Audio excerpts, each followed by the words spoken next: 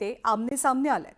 पंकजा मुंडे आणि सुरेश धस हा जुना संघर्ष नव्यानं उफाळून आला। विधानसभेत पंकजा मुंडेंनी आष्टीत बंडखोर उमेदवार भीमराव धोंडेंचा प्रचार केल्याचा आरोप सुरेश धसांनी केला। तर देशमुख प्रकरणात सुरेश धसांनी विनाकारण आपली बदनामी केल्याचं म्हणत पंकजा मुंडेंनी थेट पक्षश्रेष्ठींकडेच तक्रार केली आहे। मुंडे कुटुंबासोबत कधी जिव्हाळ्याचं तर कधी विरोधाचं नातं ठेवणाऱ्या सुरेश धस यांच्या विरोधात पंकजा कशा आक्रमक झाल्यात पाहूया या रिपोर्टमधनं। मी गेले 4-5 महिने नागपूर अधिवेशनापासून ते आतापर्यंत गप्प बसले, पण मी पक्षश्रेष्ठींना विनंती केली आहे की त्यांना समज द्यावी। मला समज द्या, मी काय भारतीय जनता पक्षाचा उमेदवार सोडून दुसऱ्या उमेदवाराचा प्रचार केलेला नाही। पंकजाताईंचं आष्टी मतदारसंघात कमळ हे चिन्ह नव्हतं, त्यांचं चिन्ह शिट्टी होतं। मला लोकसभेला जेवढी लीड मागच्या वेळी होती त्याच्यापेक्षा अर्ध्यापेक्षाही ती कमी झालेली आहे। मग त्यांनी माझं काम केलं नाही असं तर मी कधी जाहीर वाच्यता केली नाही। बीजेपी मध्येच आमदार एकामेकाच्या विरोधात भिडायला लागलेले आहे। म्हणजे 3 महिन्यामध्ये ही परिस्थिती असेल तर वर्षात काय होईल, 2 वर्षानंतर काय होईल। पंकजा मुंडे आणि सुरेश धस या भाजपच्याच 2 नेत्यांमधला बेबनाव चव्हाट्यावरती आलाय।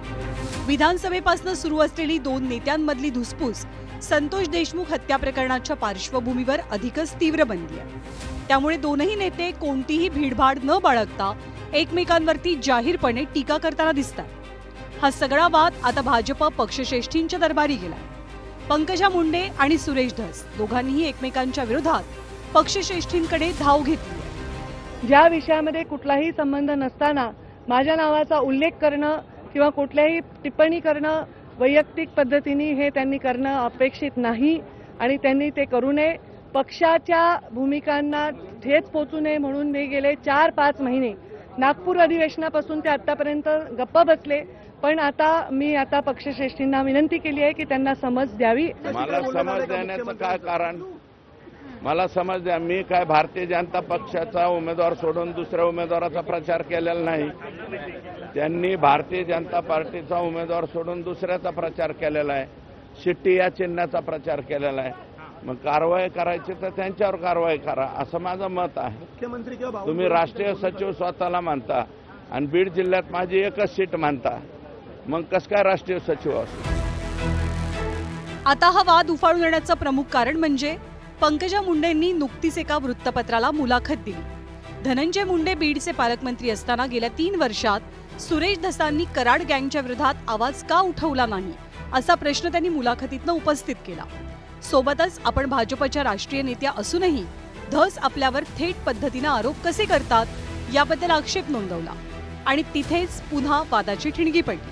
त्यानंतर दोनही नेत्यांनी लोकसभा आणि विधानसभा निवडणुकीतल्या राजकारणाचा उल्लेख केला आणि भाजपमधल्या कुरघोडीचं राजकारण उघड झालं।